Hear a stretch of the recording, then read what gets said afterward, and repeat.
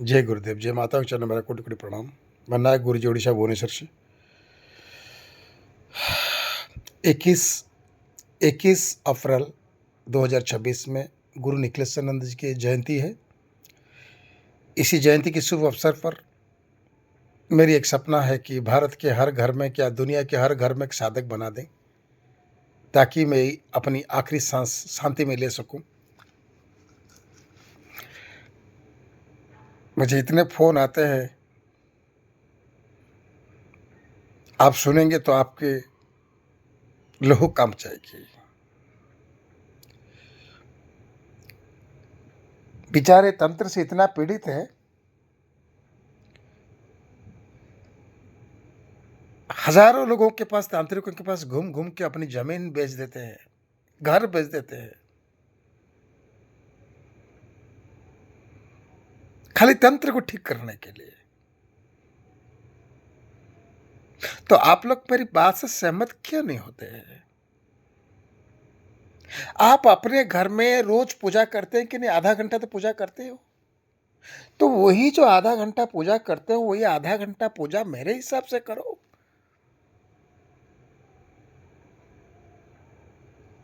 मैं भगवान से, परमात्मा से यह प्रार्थना करूंगा कि जो हमसे नायक मंत्र विज्ञान परिवार से जोड़ के दीक्षा लेकर गुरु निखिलेश्वरानंद जी के चरणों में आता है, कितने भी दुख दर्द हो उसका चले जाता है। मैं तुम लोगों के जीवन को स्वर्ग बनाने के लिए मैं बार बार कहता हूं। क्या पता है कि भगवान परमात्मा मेरे अंदर रह के आप लोगों को समझा रहा है। कलयुग है, लुट जाओगे, मर जाओगे, झेल जाओगे, कोई किसी का नहीं है।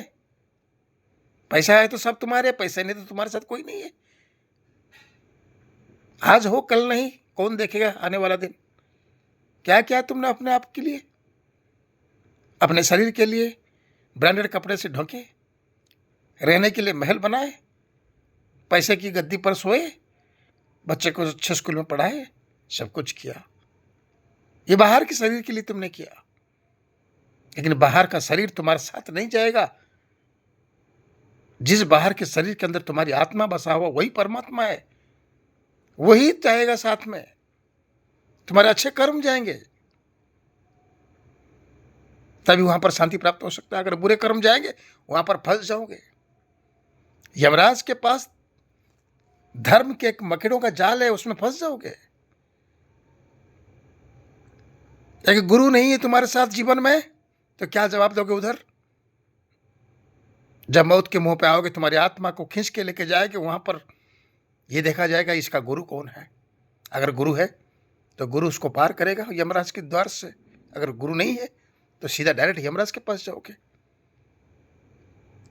एक सच्चे गुरु, एक सच्चे ईमानदार, एक इंसान, एक पुरुष के मार्गदर्शन में आना, ये तुम्हारा कर्तव्य है। मैं नायक मंत्र विज्ञान परिवार से जोड़ो, मुझसे दीक्षा लो, जोड़ो, मुझसे दीक्षा लो, मैं क्यों कह रहा हूं? तुमसे कुछ पैसे ले रहा हूं? दीक्षा देकर तुम्हारे पैसे से मेरे घर चल रहा है? मैं अपना महल बना रहा हूं? मैं तो सब फ्री में कर रहा हूं, निःशुल्क कर रहा हूं। खाली गुरु दीक्षा का 21 रुपये रखा हो, 2100 रुपये इसलिए रखा हूं, 1100 रुपये तुम्हारा दक्षिणा रहेगा, ताकि तुम गुरु का कर्जा ना हो। और उसमें से 1000 रुपये का मैं सामग्री देता हूं।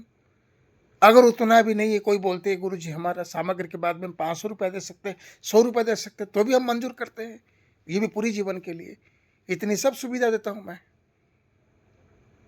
अगर हमारे मंत्र से अगर दम नहीं है तो हमें छोड़ दो।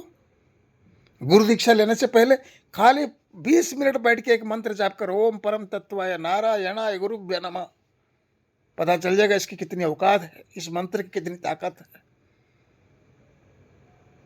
मर रहे हो, दर दर की ठोकर खा रहे हो, दुष्ट तांत्रिक को लूट रहे हैं, अपना ही अपने भाई को जायदाद के लिए तंत्र कर रहे हैं, अपने चाचा भाई सब कुछ जायदाद जमीन के लिए कर रहे हैं, सब तंत्र मंत्र परेशान कर रहे हैं। और जो तांत्रिक हैं आजकल, ये लोग कोई जन कल्याण के लिए नहीं आए हैं। भूत प्रेत पांच पाल के, दारू बीरू पी के, नशेड़ी बन के लोगों को ये इस तरह की तामसिक साधना सिखा कर उनकी भी जिंदगी खराब कर रहे हैं, इनकी खुद की जीवन खराब है। ये कर्म अच्छे नहीं होते, ये साधना अच्छा नहीं होता है। अच्छे साधन वो होते हैं जो तुम्हारी आत्मा नर से नारायण बन सको और आत्मा से परमात्मा बन सको।